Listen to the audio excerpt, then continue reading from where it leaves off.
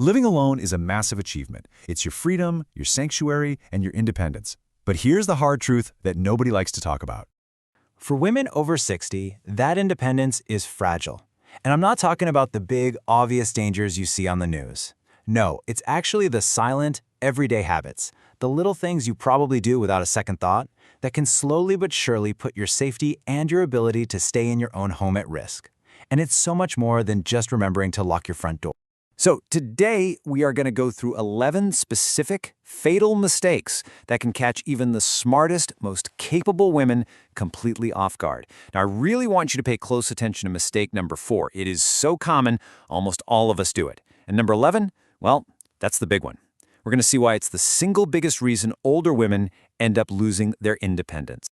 Okay, let's dive right in. Section 1, your home's hidden dangers. We're starting here because these are the physical risks that might be hiding in plain sight, right under your own roof.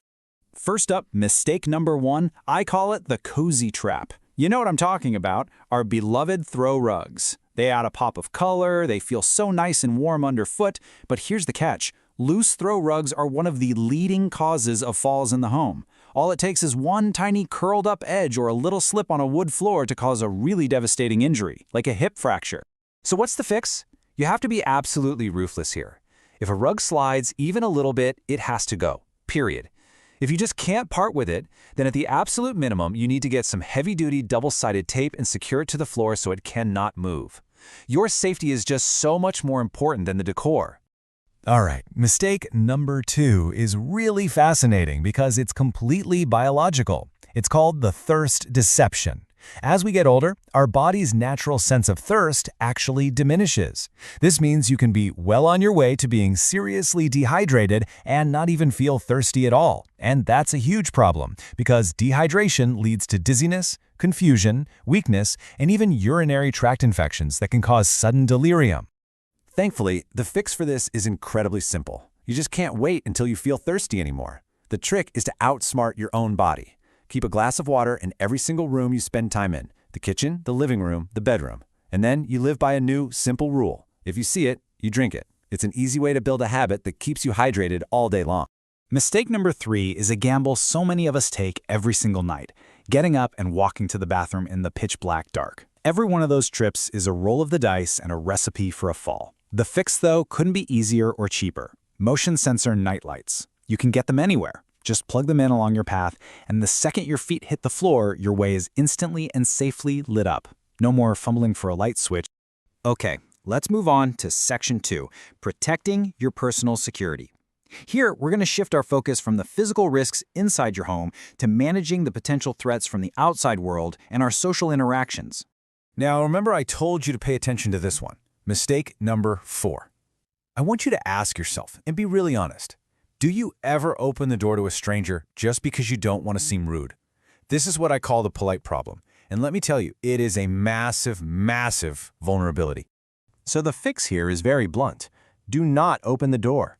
You have to understand this isn't just a random piece of advice. Scammers and intruders specifically target the ingrained politeness of women. They count on you not wanting to be rude. You do not owe a stranger at your door anything, not your time and certainly not your safety. A video doorbell is a fantastic tool here, by the way. It lets you see and talk to whoever is there without ever putting yourself at risk. This brings us to a brand new mantra that I want you to adopt starting today. It's simple. Rude is safe.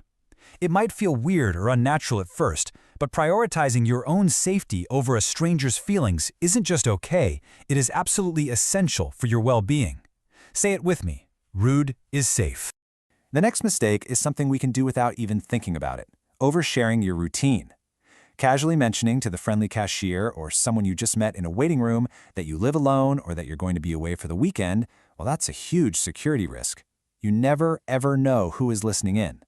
The solution is just to be a little more discreet. Keep your living situation private.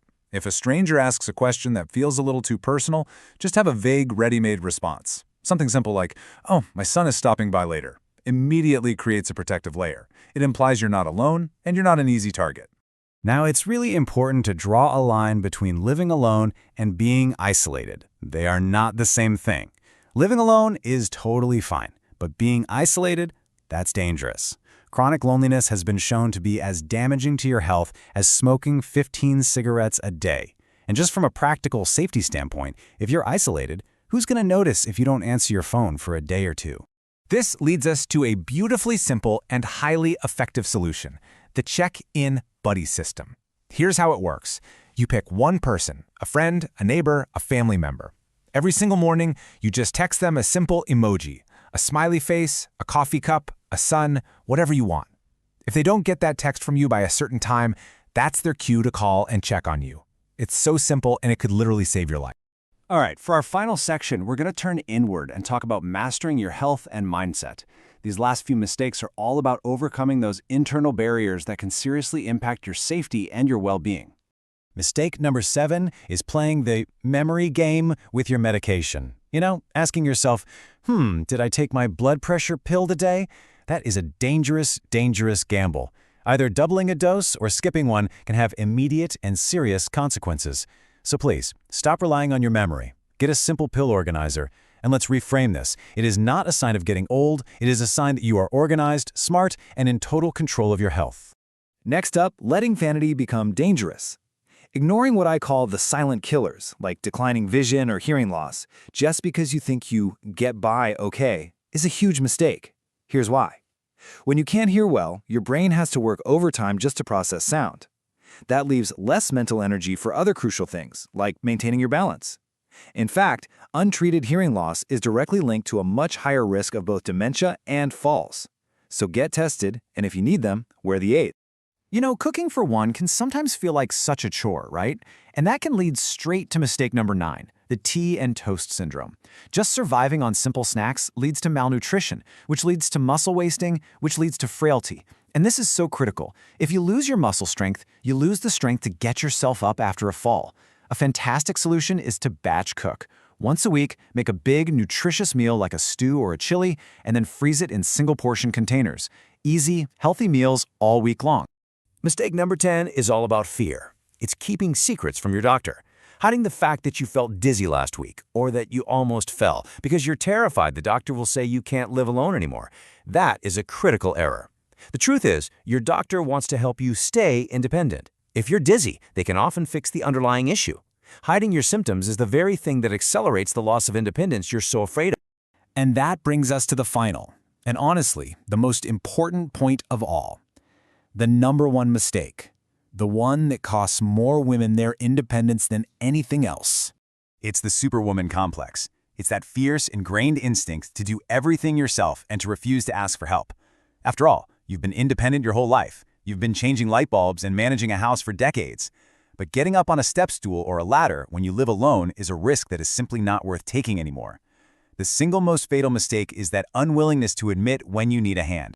So here is the most important takeaway from all of this. I want you to really hear this. There is profound dignity in knowing your limits. Asking a neighbor to help you change a light bulb isn't a sign of weakness, it's a sign of incredible strength and intelligence. Because preserving your health so you can continue to live the life you love in your own home, that is the ultimate act of independence. Stay strong, stay steady, and I'll see you in the next video.